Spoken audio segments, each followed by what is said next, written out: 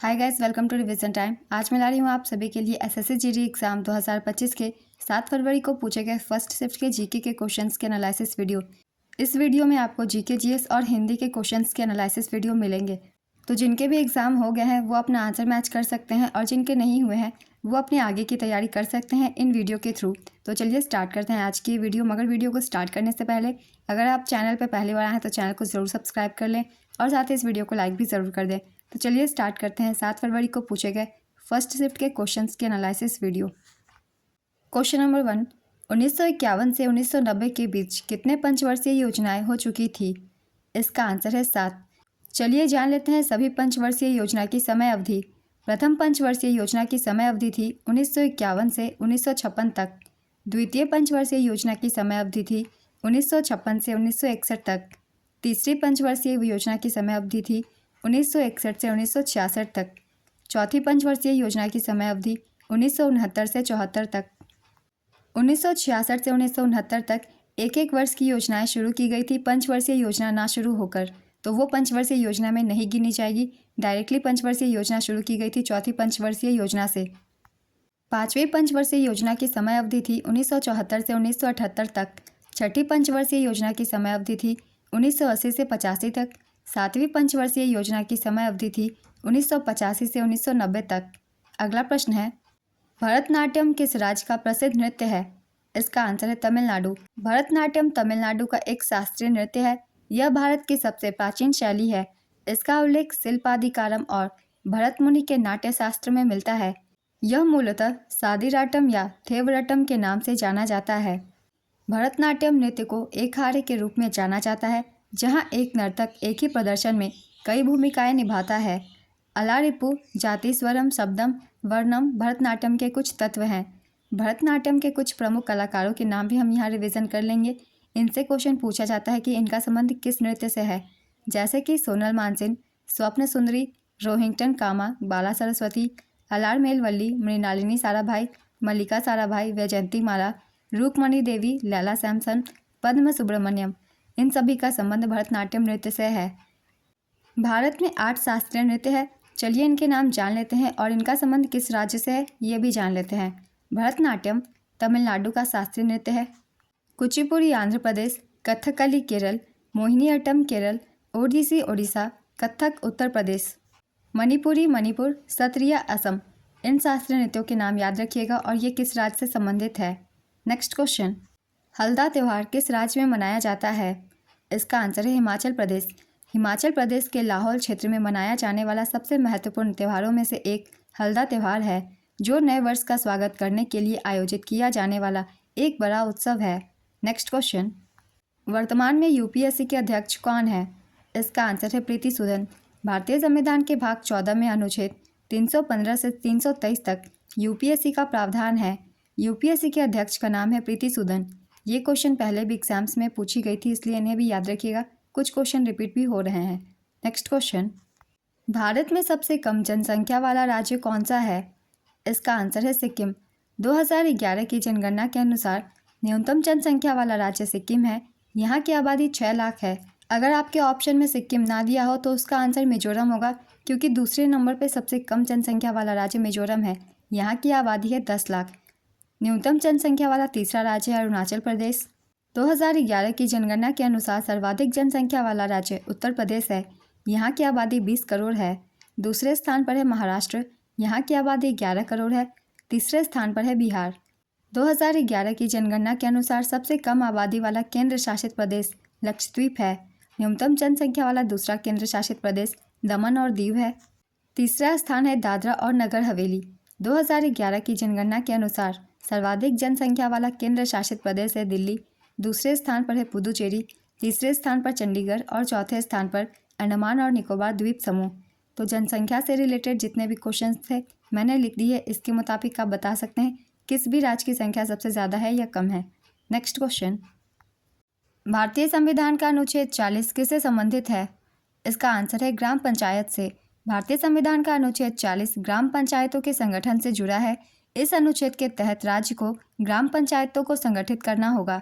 साथ ही उन्हें ऐसी शक्तियां और अधिकार देने होंगे जिनसे वे स्वायत्त शासन की इकाइयों के रूप में कार्य कर सकें।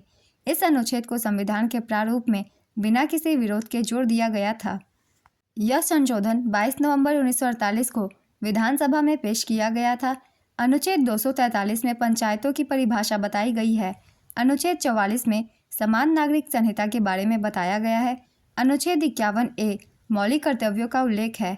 नेक्स्ट क्वेश्चन, पैरा एशियाई खेल 2023 में पदक तालिका में भारत किस स्थान पर रहा था? इसका आंसर है 5वें स्थान पर। भारत ने एशियन पैरा गेम्स 2022-23 में कुल 111 पदक अर्जित किए और पदक तालिका में 5वें स्थान पर रहा था। भारत ने 29 गोल्ड, 31 सिल्वर और 51 ब्रोंज जीते थे। पहले स्थान पर चीन था। चीन ने 521 पदक जीते थे। दूसरे स्थान पर ईरान था। इसने 131 पदक जीते थे। तीसरा स्थान जापान का था। जापान ने 150 पदक जीते थे। चौथा स्थान दक्षिण कोरिया का था। दक्षिण कोरिया ने 103 पदक जीते थे।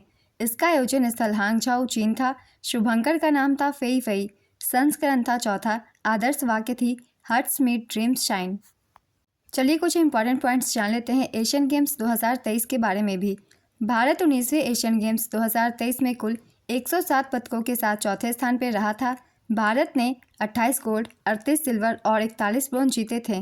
पहले स्थान पर चीन था। 383 पदकों के साथ 201 गोल्ड, 111 सिल्वर और 71 ब्रोंज चीन ने जीते थे। दूसरे स्थान पर जापान था। जापान ने 188 पदक जीते थे। तीसरे स्थान पर दक्षिण कोरिया था। दक्षिण कोरिया ने 190 पदक जीते थे। आयोजन स्थल थी चीन की Hangzhou. Olympic sports centre stadium में खेला गया था इसे, जिसे बिग लोटस भी कहा जाता है। इसका मोटो था हार्ट टू हार्ट @फ्यूचर। शुभंकर का नाम था Chen Chen, Cong Cong, Lian Lian. Official theme song थी विथ यू एंड मी। इस गेम्स के ओपनिंग सेरेमनी में भारतीय दल के ध्वजवाहक हरमनप्रीत सिंह और लवलीना बोरगोहेन थी। समापन समारोह में भारत के ध्वजवाहक PR श्रीजेश थे।